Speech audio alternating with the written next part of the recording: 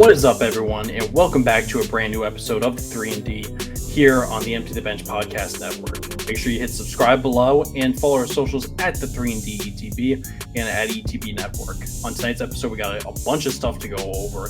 Missed last week, so we're tuning in with all the NBA news, all college basketball news. Steve Kerr signed a new contract. JJ Redick has been talking like he always does. Victor Wembanyama and Nikola Jokic both made history in their own ways. Rick Pitino's comments.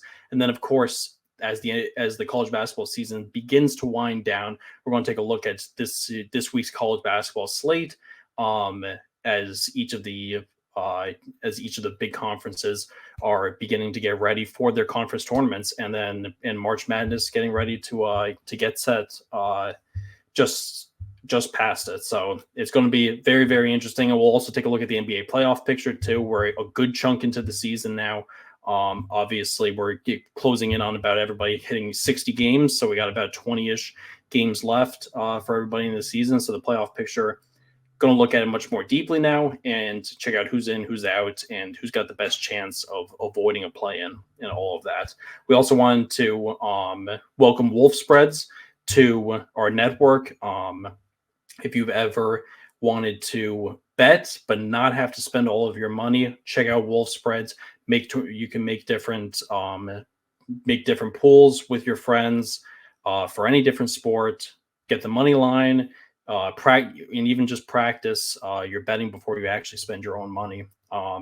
WolfSpreads is definitely a good move for that. We're teaming up with them, so we're going to be bringing you a lot more content with WolfSpreads going forward. So definitely stay tuned for that.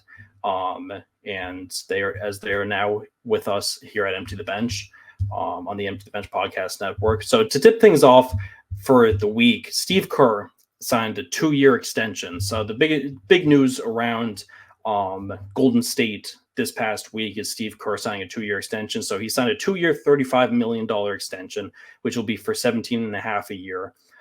This covers him through next year and the year after. So it'll expire after the 2025-26 season.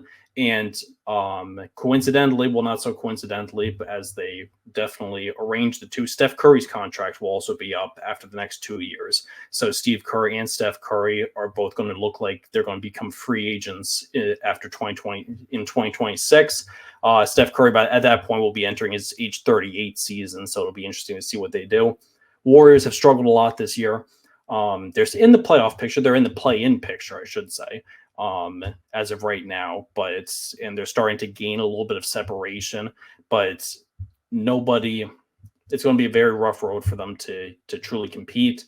Draymond Green has barely spent any time on the court. He's been suspended or had backlash or whatever it is. Klay Thompson has played terrible. Steph Curry's had an amazing season like he always does, but the supporting cast just has not been there. So Steve Kerr's going to stick around, though, for at least 2 more seasons after this and see where they're at and see if they can keep competing, if they can stay atop of the Western Conference. It's going to be very interesting to see the kind of moves that they make going forward to stay relatively competitive, because Steph Curry, I mean, he's showing no signs of slowing down. He's 34 years old. He's going to be entering the period of his career, though, that, it starts to hit the back end very soon. So you'll probably start seeing that in the coming years. So where do they go from there? Who do they want to build around? Do they want to keep Klay and Draymond around, who were 2 of their other big pieces in their 4 championships that they were able to win? And if it's even realistic for them to win a 5th championship before the end of Steph, Klay, and Draymond's career. I'm not too sure about that, but Steve Kerr is going to stick around. They're definitely going to be playing around with that roster a lot in the upcoming offseason. So I'm interested to see that because this year doesn't seem like they're going to be too competitive. And then some news that went around at the beginning of this past week, JJ Redick calling out Doc Rivers and receiving a ton of backlash for it. So if anybody who hasn't seen, JJ Redick went on First Take and basically called out Doc Rivers for not being held accountable for the Bucks' terrible start to his tenure. So everybody's seen the Bucks have been off to a very bad start since Doc Rivers took over for Adrian Griffin as the head coach in Milwaukee. And JJ Redick, kind of out of the blue, had some very choice words to say for Doc Rivers.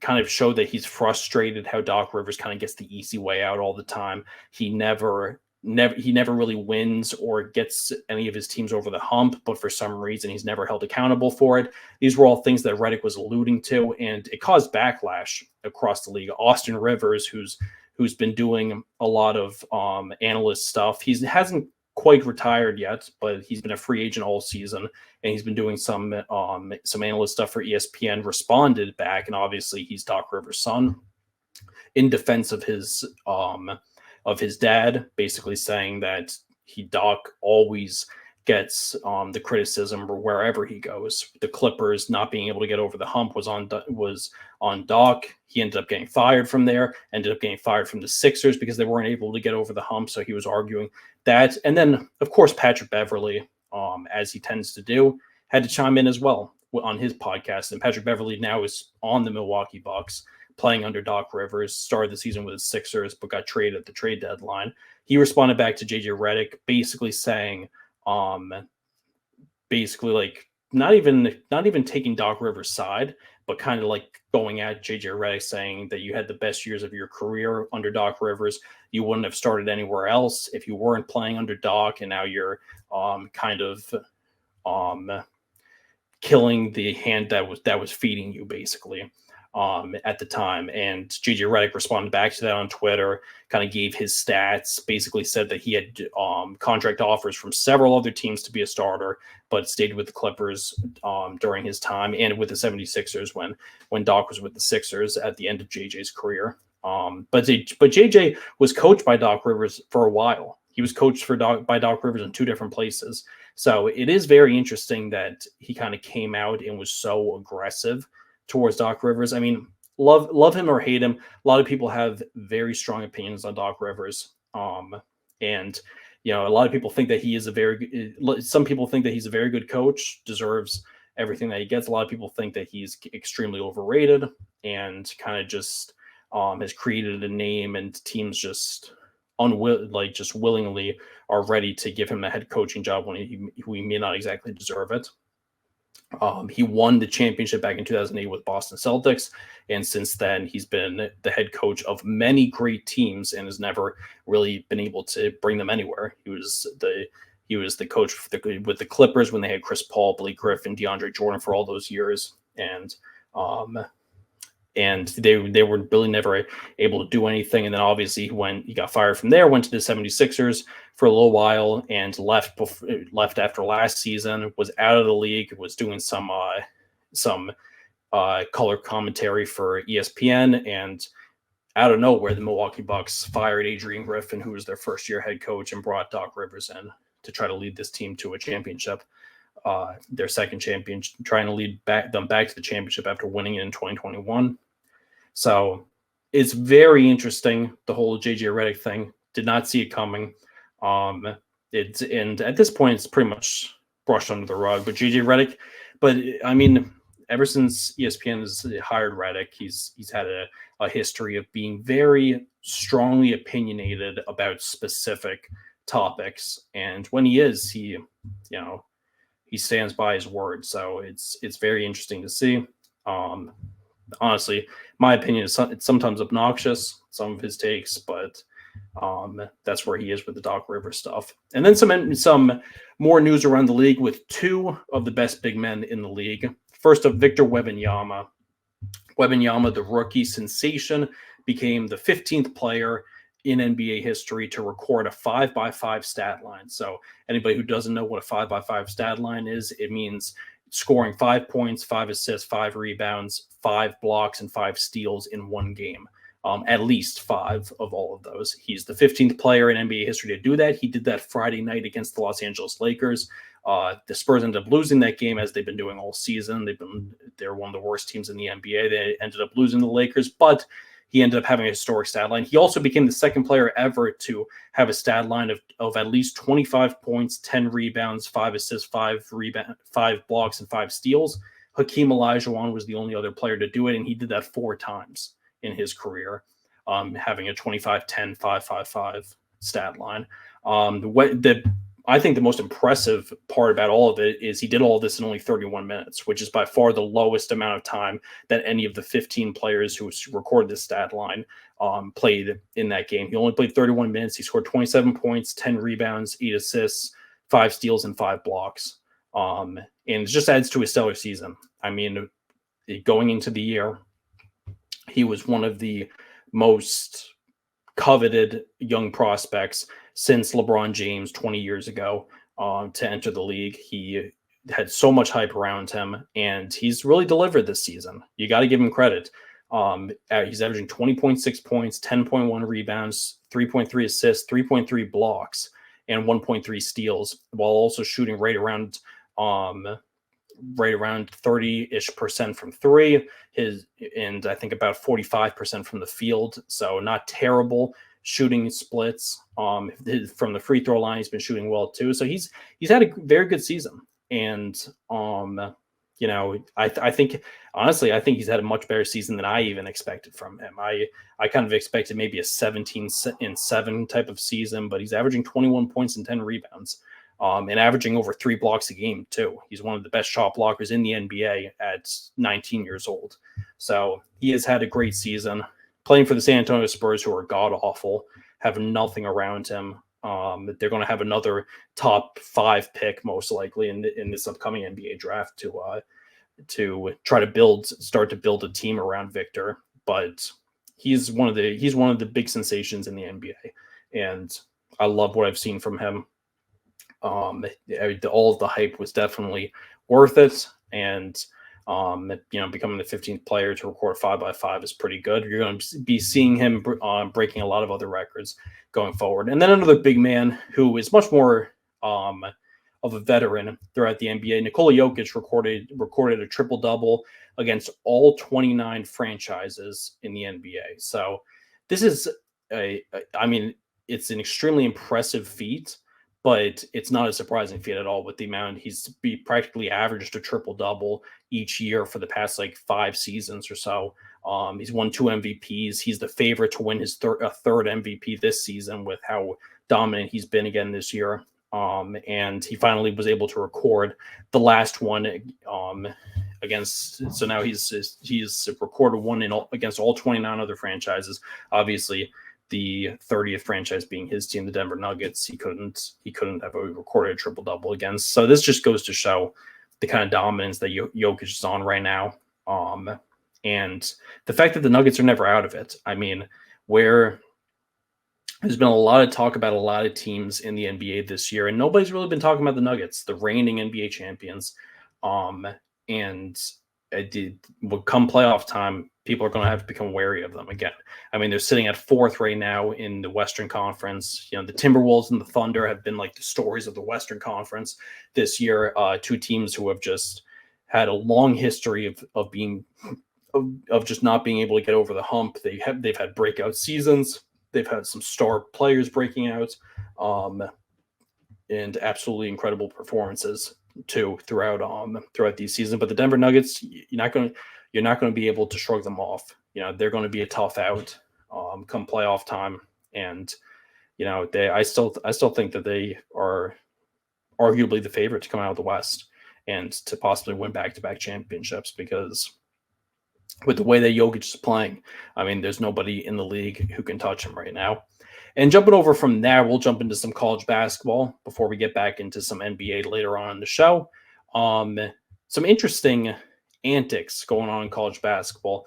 First up with Rick Pitino and St. John's. Rick Pitino obviously has a long history of being outspoken and doing things his own way as a head coach, whether it was in the NBA, whether it was his years with Louisville, all that kind of stuff. But Rick Pitino had some choice words for his St. John's team.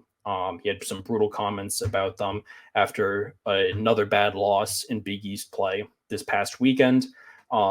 They played absolutely terrible. And as a St. John's fan too, this year has definitely been a letdown for them. They had a lot higher hopes. They should have been a definite team going into tournament time, and they're sitting right on the bubble to even make it to March Madness. They pretty much have to win out. They got 3 games left in the Big East, but Rick Pitino came out and basically criticized the entire team. Basically said that they've been lazy. It's taken them months to learn how to throw a bounce pass, like just completely ripping into their level of play throughout the entire season, and just how frustrating it's been to coach them. And also going on and saying, like, this player does not have much athleticism, but he's been giving 110%. And then this player has not been doing it. He's been slow, all that kind of stuff. He completely ripped into the team in their press conference during a bad loss to Seton Hall. And St. John's bounced back, though. They ended up beating Creighton today, as the podcast being recorded on Sunday, and that's their first top 25 win of the season. The other 5, they were 0-5 in top 25 games, all against UConn, Creighton, and Marquette, who have been the 3 consistently top 25 teams in the Big East throughout the season. They hadn't beat any of those teams yet, but they were able to pick off Creighton at the Garden and basically resurrect their chances of making the NCAA tournament. They, after those tough losses, they pretty much had to win out in order to even have a chance. They have 3 games left. DePaul, Georgetown, and Xavier, I believe, are the last 3. They pretty much have to win all 3 of those games. DePaul and Georgetown are the 2 worst teams in the Big East. DePaul still hasn't won a game in Big East play. Georgetown's won 2 games, and both of them being DePaul, haven't been able to beat anybody else. So those should be 2 easy wins. Xavier is a little bit of a sneaky team, well-coached team, so they got to watch out for that. But those are 3 games that they have to win. And then going into the Big East tournament, they probably have to win at least 1 or 2 games in the Big East tournament, at the very least, to even have a chance at making the NCAA tournament. And, obviously, if they can make it to the semifinals, or if they can make it to the Big East championship, that will get them much more security about making the tournament. But in my opinion, they got to win these last 3 games. If they lose any of these 3 games, if they lose a game, especially if they lose to either Georgetown or DePaul, it's practically over, because that's too big of a loss to come back from, I think. And they're surviving right on the bubble right now. And we also might see a historic play-in. We may see some historic play-in tournaments with Michigan State being on the bubble and a possible play-in team. St. John's could end up being a play-in team. And there's a lot of great head coaches with teams that are right on the bubble. So we might see a Rick Pitino playing on a Tuesday or Wednesday night, or we might see a Tom Izzo playing on Tuesday or Wednesday night. It's going to be very interesting to see. But St. John's practically has to win out. And Rick Pitino, after putting out those words, came back, apologized for it, said he talked to his wife, and his wife kind of told him to apologize, all that kind of stuff. It was a very backhanded apology, though, that did not seem very authentic. It seemed like he was kind of forced to do it. But if you know Rick Pitino, he's very adamant about certain things, and he's a strict head coach, wants things played his way, and the team just has not performed that well this year. They've been very inconsistent. They put themselves in a tough situation where they may not make the tournament. So it's going to be interesting to see how they wrap up this season. They got 3 games left before the Big East tournament begins in a couple of weeks. So Rick Pitino and St. John's will try to make their way into the tournament before get their way in Rick Pitino's first year as the Red Storm head coach. And then some news that went down Saturday: Kyle Filipowski injured after Duke's tough loss to Wake Forest. So this was a very interesting story. So Duke entered the game against Wake Forest as the number 8 team in the country, and Wake Forest was unranked. Wake Forest was a minus 2.5 point favorite, which made people scratch their heads a little bit. This was the first time Wake Forest had been favored over Duke since Chris Paul back almost 20 years ago, since the Chris Paul days almost 20 years ago. So this was pretty insane, but Vegas knew exactly what they were doing, because Wake Forest ended up winning 83-79, knocking off Duke. And as the game ended, the Wake Forest crowd stormed the court, and Kyle Filipowski was kind of almost trampled. He was knocked into by a couple of people as they were storming the court and had to be helped off the court into the tunnel. There was video of his girlfriend kind of like yelling at the Wake Forest crowd. A totally chaotic. But the one thing that it's always difficult to have sympathy for Duke and their players. I feel bad for Filipowski in this case, but of course, Filipowski had to say something that made the college basketball world not want to take his side. He came out and said that he felt like it was a personal attack on him of being injured. And if you watch the video, it's a member of the band, like a female member of the band that at Wake Forest that collided into him. Like I'm sure a band member was not put up to the task to try to injure somebody after the game. And it was a little bit ridiculous that he came out and said that. I mean, it's a tough injury. Spraining your knee, obviously, is terrible. It's putting him in doubt towards the end of the season. We're going to see how long he may be out. This could end up. He's also been Duke's best player throughout the entire season, so this could put him in doubt throughout the rest of the year and into tournament time. So this is a pretty big injury. Wake Forest's athletic director also issued a statement saying how sorry he is about it and calling for the end of storming courts after big wins, basically saying that he doesn't condone what his school did after that win and is very frustrated by it and was on that side. So whether you're on the side of storming courts or whatever, I think the whole court storming thing is, it's a college basketball tradition. It's kind of fun to watch when you see a big upset, all that kind of stuff. The kids who are sitting in the student section and stuff are always going to go crazy, and you're really never going to be able to stop it because these kids are going to be juiced up, most of them be drunk, all that kind of stuff, and they're going to do it anyway. So it's going to be very difficult to stop. But the thing is, you got to try to prevent it from happening while guys are still on the court. Like if you could wait like 5 seconds and get the opposing team off the court and away from colliding with people. I mean, we saw it a few weeks ago with Caitlin Clark too. The star women's basketball player for Iowa, she collided with somebody during a court storming and almost got hurt. A lot of people took her side, and then video kind of came out and it almost looked like she intentionally like tried to collide with the person. So people, had opinions about that, all that kind of stuff. But whether, no matter what your opinion is on the matter, it's definitely a tough blow, especially if it holds Filipowski out for the rest of the season. That's going to be a huge blow for Duke and could end up destroying their chances of even making a run in the NCAA tournament. I don't think it's going to, though. It's just a sprained knee. Maybe he'll miss a game or two, but he'll probably be ready for ACC tournament time. So jumping into that, we'll be going over some of the top college games of the week, as we always do here on the show. Leading things off, we got a Tuesday battle, number 17 Kentucky at Mississippi State, Tuesday at 7 o'clock on ESPN. This is going to be a really good game. Kentucky 19-8 now on the season, 9-5 in conference play. They lost to LSU on Wednesday and beat Alabama on Saturday. Huge win against Alabama came on Saturday. That should help them rise up a little bit, but they ended up losing to LSU on Wednesday, which was not a good loss. So they're sitting at 17 right now. Heading into next week, they probably will stay right around that same ranking. Might even fall a spot or two, though, because of the LSU loss. And Alabama, I think, was 13 this week, so it's not like they beat a top 5 team. But Kentucky starting to get going a little bit. Rob Dillingham has been fantastic. Going to be a top 5 pick in the NBA draft, averaging 15 points, 3.8 assists. And Reed Sheppard as well has been, honestly, Reed Sheppard, in my opinion, has been Kentucky's best player this entire season. He's done everything for them. He does everything that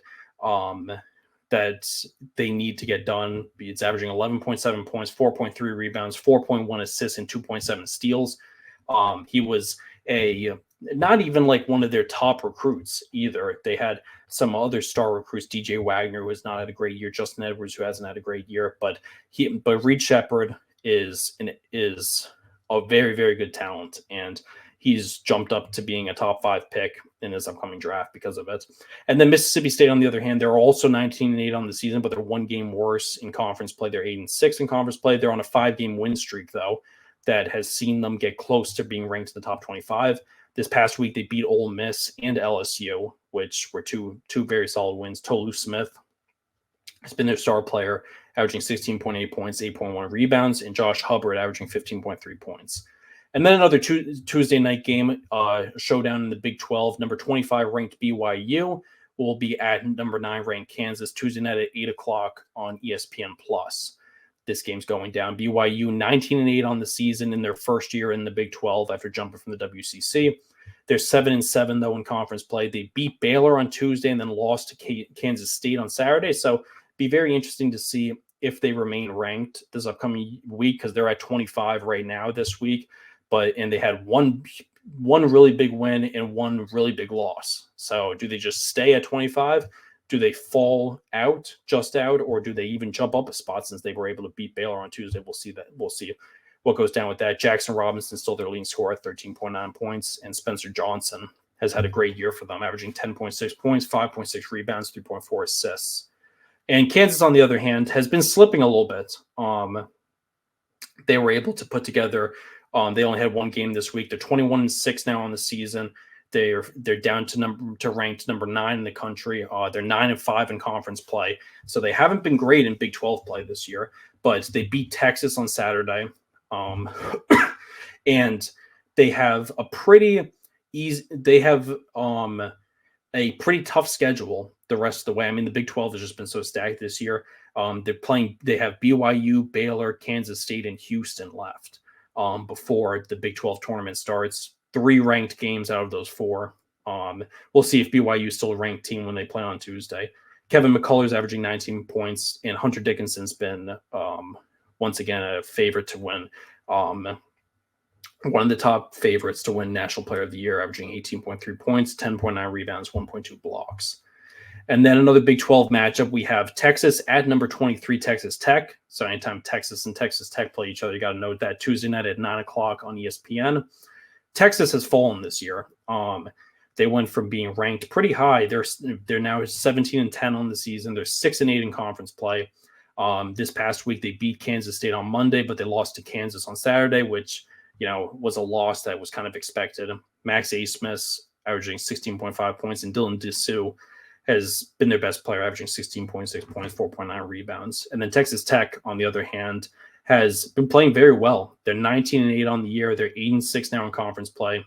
But they did have a big loss this week, and they were ranked 23 in the country. So they'll probably be unranked this upcoming week. This will probably be an unranked game, Texas and Texas Tech. They beat TCU on Tuesday, which was an okay win, but they lost to UCF on Saturday, which is not a good loss at all. And since they were only ranked 23, they definitely should fall more than 2 spots. Pop Isaacs still their leading scorer at 15.9 points, 3.6 assists, and Darian Williams averaging 10.8 points and 7.4 rebounds. And then a Mountain West showdown to end the slate on Tuesday. We have Nevada at number 22, Colorado State. This could very well be an unranked matchup heading into this week, as Colorado State had 2 bad losses this week, so they're definitely not going to be in the top 25 after being 22 this week. This one's Tuesday at 10:30 on FS1. Nevada has been fantastic all season. They should arguably be in the top 25 this upcoming week. They're 22-6 now on the season, 9-5 in conference play. They beat Wyoming and San Jose State this past week, and they're sitting 4th in the Mountain West right now. Jared Lucas has been their star player, averaging 17.2 points. And then Colorado State, on the other hand, was ranked 22 this week. They're 20-8 down the season, 8-7 now in conference play after losing to both New Mexico and UNLV this week. 2 bad losses for them. That'll definitely kick them out of the top 25. And it made them fall all the way to 8th in the Mountain West. They've had such an interesting season, Colorado State, where they've just been so up and down. I think they've been ranked as high as like 12 or 13 this year, and then they've been out of the top 25 several times. They've fallen out, so they've just been fluctuating so much, been so up and down. They finished their Mountain West season against Nevada, which is this game on Tuesday, Wyoming, and Air Force. So a win against Nevada could be a big win, and then Wyoming and Air Force are two games that they have to win, in my opinion, to end off the season and get them on the right path. Isaiah Stevens averaging 16.4 points, 7.4 assists, and Nick Clifford, their star big man, averaging 12.5 points, 7.2 rebounds. And then on Wednesday, we have number 14 Auburn at number 5 Tennessee, the two top teams in the SEC this year. Wednesday night at 7 o'clock on ESPN2. Auburn has been fantastic this year. They've been sliding a little bit as of late, but they're 21-6 on the season, 10-4 in conference play. They were ranked 14 this week. They beat Georgia on Saturday. That was the only game they played this week, so they'll still stay right around that heading into this week. Janai Broom averaging 16.1 points and 8.6 rebounds. But the one big storyline is their other star big man, Jalen Williams, got hurt. He's going to be out for a couple of weeks, so they're going to hope to get him back for SEC tournament time, but there's no guarantee. And without him, this is a completely different team. And then Tennessee, on the other hand, has been by far the best team in the SEC all season long. They're 21-6 on the season as well, but they're 11-3 in conference play. They've won 4 straight games, and they've won 6 of their last 7, so they're on a hot streak right now. This past week, they beat Missouri and Texas A&M, so they'll probably move up from they might move up from 5 a little bit higher. But they're one of the best teams in the nation. But they have an extremely tough schedule the rest of the way. They have they're playing against 4 ranked teams the rest of the way before they head into the SEC tournament. They have Auburn on Wednesday, then they take on Alabama, South Carolina, and Kentucky. They have to end the season, so they have a very, very tough schedule. They're basically playing the other 4 best teams in the SEC as their 4 last games of the season. So they're going to have to piece together some wins. They can see themselves fall badly in the top 25 if they lose 2 or 3 of these games, and could end up hurting their seed when it comes to SEC tournament time. But Dalton Knecht has been one of the best players in the country, best transfer in the country by far, one of the player of the year favorites, averaging 20.1 points and 5 rebounds, and Zakai Ziegler averaging 10.9 points, 5.8 assists, and 2 steals as well. And then a Big East showdown. We have Providence at number 7 Marquette, Wednesday night at 7 o'clock on FS1. Providence has been on a roll, and they have a chance of being ranked in the top 25 this week. They're 18-9 on the season, 9-7 now in conference play. They beat Xavier this past Wednesday. That was the only game they had this week. Devin Carter has been absolutely phenomenal. Him and Kadari Richmond are probably the 2 favorites to win Big East Player of the Year this year. Possibly Tyler Kolek. There's a bunch of guys that it could go to, but Devin Carter's been fantastic, averaging 19.3 points, 8.3 rebounds as a guard, and 1.6 steals. He's completely stepped up for this Providence team. Early in the season, when Bryce Hopkins tore his ACL and went out for the year, they basically thought they were dead. This is the first year of the Kim English era, as well as Cooley. Ed Cooley left and took over Georgetown. He's done a fantastic job with this team. And Josh Adoro, on the other hand, averaging 16.5 points and 7 rebounds. And then Marquette has been at the top of the top 10 all season long. They've been dominant, 20-6 on the season, 11-4 in conference play. They've won 9 of their last 10, including beating DePaul on Wednesday. That was their last game played. Tyler Kolek, another favorite to win Big East Player of the Year, will be his 2nd straight. He won Big East Player of the Year last year. He's averaging 15.2 points, 7.6 assists, and 1.7 steals. Probably, arguably the best pure point guard in the country this season. And Osei Ighodaro, too, has had a great year, averaging 14.3 points, 7.4 rebounds. And then another Big East matchup on Wednesday that's taking place on FS1 right afterwards. We have Seton Hall at number 15 Creighton, Wednesday night at 9 o'clock, also on FS1. Seton Hall has had a fantastic year this year. What Shaheen Holloway has been able to do with that program has been absolutely insane. They're 18-9 on the season, 11-5 now in conference play. They beat Butler on Saturday, but they're playing UConn on Sunday. As of as of right now, We don't have the score of that game, but that's going to be a very interesting one to see. That's going to be this upcoming Sunday, I should say. So they've got two big matchups to end their Big East play. They're going to be taking on Creighton and UConn this upcoming week. So going to be very, very interesting to see how both of those goes down. Kadari Richmond, as I said before, one of the favorites to win Big East Player of the Year, averaging 16.3 points, 7 rebounds, 5 assists, and 2.1 steals. And Creighton, on the other hand, has been fantastic. They're 20-8 on the season, 11-6 in conference play. They had a very interesting week. They beat UConn earlier in the week, giving UConn their third loss of the season. And then they lost to St. John's yesterday on Sunday. So they'll probably stay right around the same at 15 this upcoming week, because they beat the number one team in the country, but they also lost to an unranked team. But St. John's is also not one of the worst unranked teams, so I don't think it's going to hurt them that much. Baylor Shireman has had a fantastic fifth year, averaging 18.4 points, 8.7 rebounds. Trey Alexander averaging 17.1 points, and Ryan Kalkbrenner has been a star down low, averaging 17.1 points, 7.3 rebounds, and 2.7 blocks.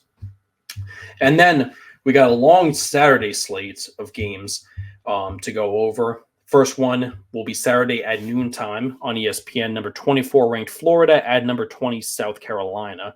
So an SEC showdown right there of two teams that were unranked for the majority of the year and just have had fantastic years. So Florida 19-8 on the season. They're 9-5 now in conference play. They lost to Alabama on Wednesday, but they beat Vanderbilt on Saturday. So it'll be interesting to see if they stay in the top 25 this upcoming week. Alabama was ranked much higher than them, so there's definitely a possibility that they could fall out of the top 25. They'll also be playing Missouri on Wednesday before this game, a game that they definitely should win. Transfer Walter Clayton's been their leading scorer at 16.9 points. And then South Carolina has been on a roll, and they drove themselves all the way up to jumping into the top 25 the last few weeks. They fell a little bit after a bad loss, but they're 22-5 on the season. They're 10-4 now in SEC play. They beat Ole Miss on Saturday. That was their only game they played this week. So they should be ranked a little bit higher than 20. They'll probably be ranked 18 or 19 this upcoming week. And they won 8 of their last 10. And they have a so-so slate to end their SEC play. They're going to be playing Texas A&M earlier in the week. Then they have this game against Florida on Saturday. And then their final 2 games will become against Tennessee and Mississippi State. So they have 2 ranked teams in there. Texas A&M just being out of the top 25. BJ Mack has been their star player, 13.9 points, 5 rebounds, and Michi Johnson is being fantastic too, averaging 13.5 points, 4.2 rebounds, 3 assists. And then probably the best game of the week right here, we have number 9 Kansas at number 11 Baylor going down Saturday at 1 o'clock on ABC. Kansas, we already went over, but Baylor is now 19-8 on the season. They're 8-6 now in conference play in the Big 12. They had 2 losses this week, though, in conference play. They lost to BYU and Houston. Houston ranked 3rd in the country, and BYU ranked 25. So they're 11 this week. They're definitely going to fall a few spots after both of those losses. But Kansas, on the other hand, probably should stay right around the same. They only had 1 win this week. And Baylor, the rest of the way, they're taking on TCU earlier in the week. Then they play Kansas on Saturday. Then they got Texas and then Texas Tech to finish. So they don't have a very tough schedule the rest of the way before Big 12 conference play starts. And Jacoby Walsh has been their star freshman and leading scorer at 14.7 points. And then we have a Pac-12 game. I have not been including very many Pac-12 games because the Pac-12 has been pretty god-awful this year, as it's been the last several years, and it will not exist after this season as well. But we have a Pac-12 game to note. We have Oregon at number 4 Arizona, which is going down Saturday at 2 o'clock p.m. The network is to be determined where it's going to be televised. But Oregon is arguably a bubble team in the NCAA tournament this year. They've had a very good season, 18-9 on the year, 10-6 in conference play.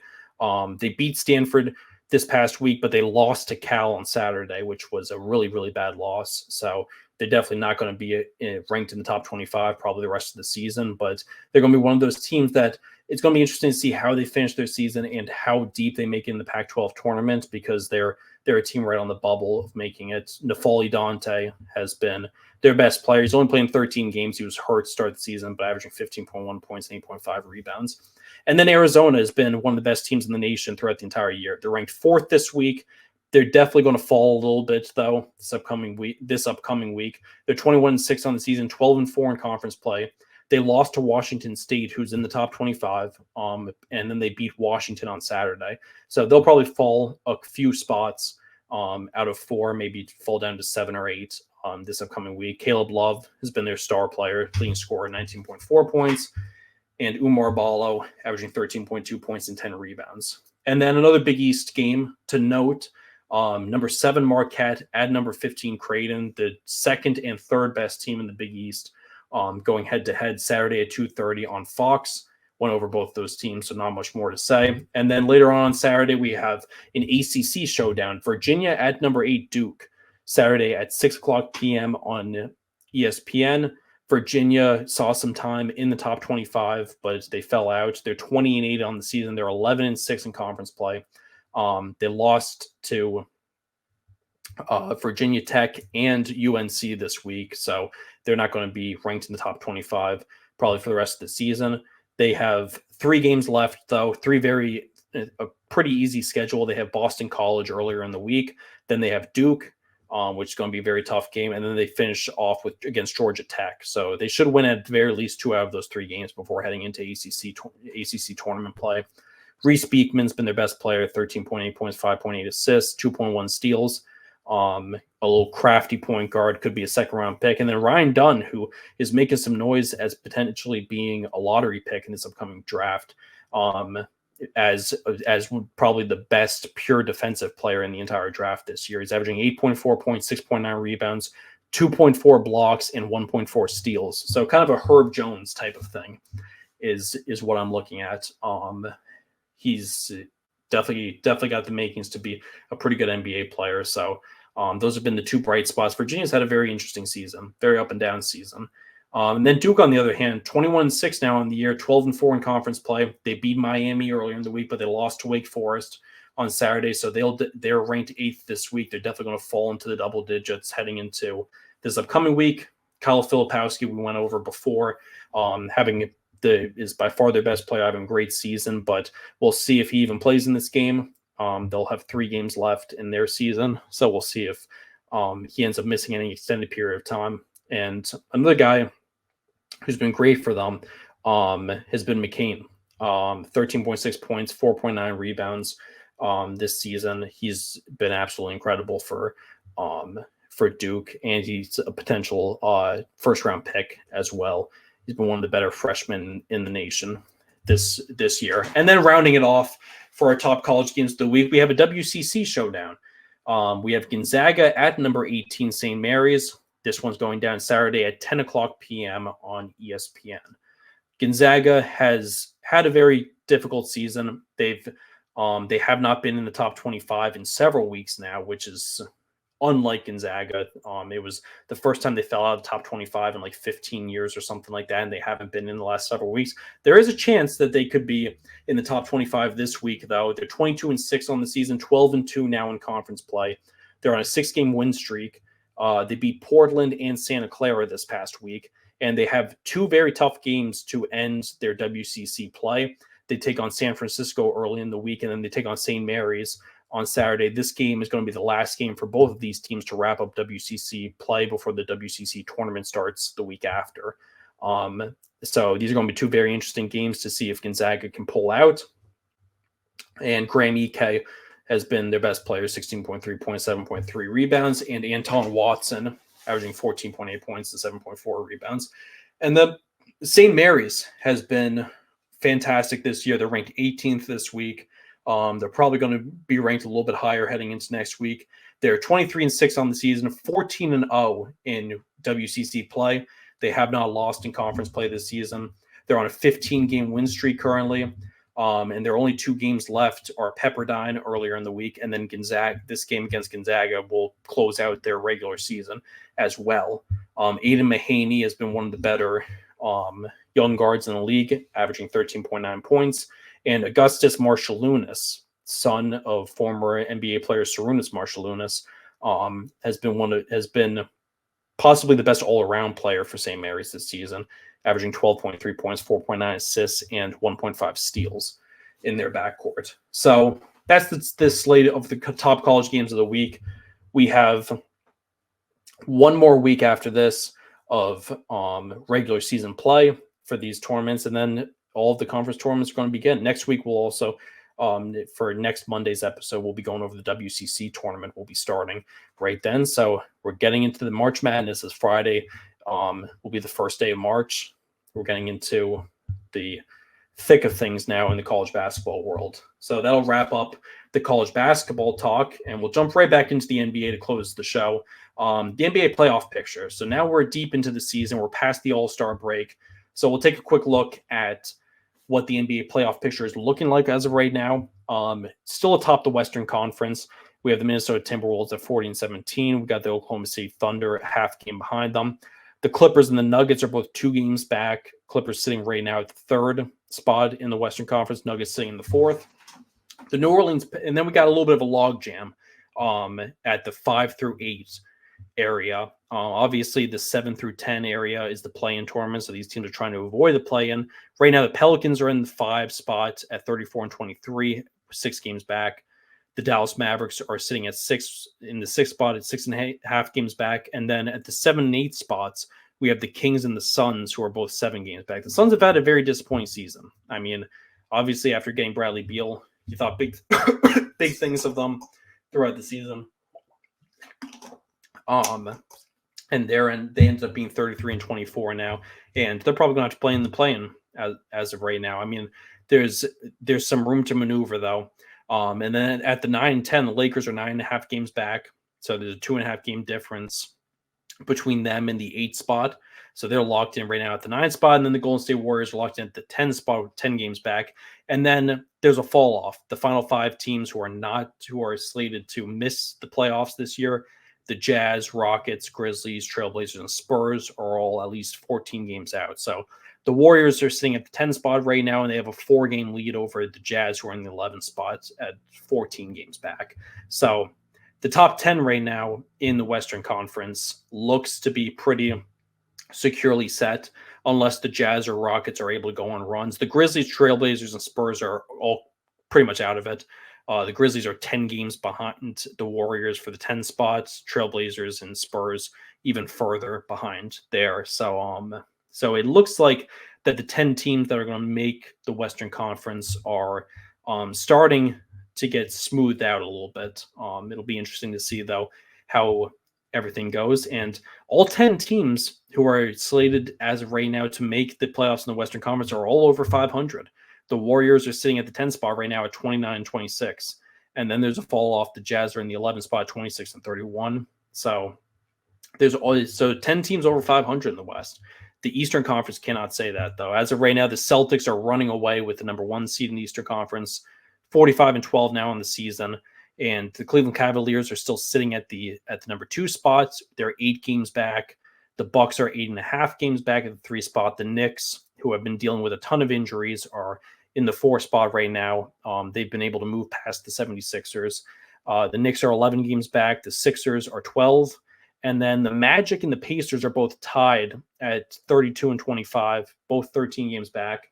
And it's notable to look at because we had a little bit of a logjam at 4 through 8 in the Eastern Conference. You have the Knicks at 4, who are 11 games back, and then you have the Miami Heat, who are at 8, who are only 13.5 games back. So there's only 2.5 game difference between the 4th and the 8th spot. And the Knicks, Sixers, Magic, Pacers, and Heat are all jammed in it. Obviously, like we said before, 7 through 10 is the play-in tournament. Everybody's trying to avoid that. If you get 1 through 6, you get the automatic bid to the first round of the playoffs. So if you can avoid the play-in tournament, that's always going to end up being key. As of right now, the Magic and Pacers are tied at the same record, but the Magic are sitting in the 6th seed. They have the tiebreaker right now. And then the Pacers are at 7. The Heat are right behind them. And then there's a fall off after that. There's a 5-game difference in the 8th and 9th spots. The Miami Heat are 31-25, and then it's the Chicago Bulls and at number 9 are 26-30. So, and they're 18.5 games back. The only 2 teams that are under 500 that are in the playoff picture are the Chicago Bulls at 26-30, and the Atlanta Hawks are sitting at the 10 spot right now at 24-32. And then right behind them is the Brooklyn Nets, who are 3 games behind the Hawks, and the Toronto Raptors, who are 3.5 games behind the Hawks. And then there's a big fall off. The Hornets, Wizards, and Pistons are all pretty much out of it. They all are at least 10 games out of the 10th spot, and pretty much have waved the white flag. There's still a pretty big difference though in between the 10th spot and the 11th spot. The Hawks are sitting right now at the 10th spot at 24-32. They've not had a good year, and it just came out that Trae Young is going to miss 4 weeks because of finger surgery. So that's going to be some tough news for them. But as of right now, the play-in tournament looks like Pacers, Heat as the 7 and 8s, and Bulls, Hawks as the 9 and 10s. And the Bulls and the Hawks are probably the 2 teams that would not make it past that. So there's a bit of a logjam right there, but we're starting to get some separation in the NBA playoff picture of who actually is realistically going to make it. And there's going to be it's going to come down to the final days to see who ends up avoiding the play-in tournament and who ends up having to participate in the play-in tournament, because in both conferences, there's very slim differences between a 4th seed team and an 8th seed team. So there's a bunch of teams right on top of each other. So it'll make things very, very interesting heading down the stretch for the rest of the season. Well, that'll do it for another episode of the 3&D. I want to thank everyone for tuning into the Empty the Bench podcast network for another episode. Once again, make sure you like and subscribe to this channel and follow the social media at the 3&D ETB.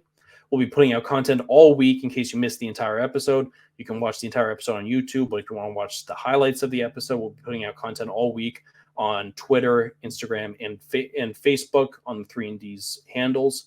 So make sure you like and subscribe and follow the 3&D. Hope everyone has a great night. Make sure to, once again, to like and subscribe to Empty the Bench on YouTube, Facebook, Twitter, and Instagram. Great week of basketball. Hope everybody enjoys.